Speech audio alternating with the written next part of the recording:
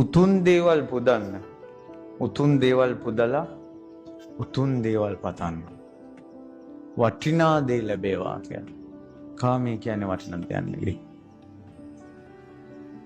මේ සියලු කාම සම්පත් ඔය හැම එකක්ම විඳලා වයසට ගිහිල්ලා ඔය ලෙඩ ඇඳේ මිනිස්සු මැරෙන්නේ. ඉතින් මොකක්ද ඒක විඳලා මේ අවසානයේ මොකද්ද වෙලා දෙන්නේ?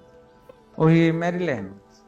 කසාදත් බැඳලා වාහනත් පාවිච්චි කළා ගෙවල් දොරවලුත් රට ලෝකේ වටේත් ගිහිල්ලා කාමයට අත්විඳලා අනිත් මිනිස්සු වගේම මැරිලා යනවා. නමුත් මගේ බුදුරජාණන් වහන්සේ මේ කාමයේ අත්හැරියා. භාග්‍යතුන් වහන්සේ පිරිනොම් පානකොට මේ මණ්ඩල සලිත වුණා. ලෝකයක් නිවනින් ඈතර වුණා. සසරින් ඈතර වුණා.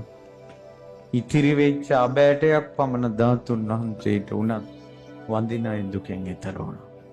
කොච්චර ජීවිතේට අර්ථයක්ද යහපතක්ද සැනසෙල්ලක්ද කාමයේ අත්හැරපු නිසා ලැබුණේ.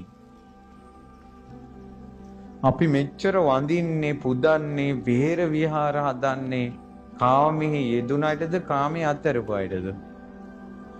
මේ කාමයේ හැසිරෙන මිනිස්සු සියලු දෙනා හිස නමනවනේ කාමයේ අත්හැරපු අයට. එහෙනම් කාමයේ අත්හැරීම කියන එක ශ්‍රේෂ්ඨ දෙයක්ද පහත් දෙයක්ද? ශ්‍රේෂ්ඨ දෙයක්. කාමයේ අත්හැරීම පූජනීය දෙයක්.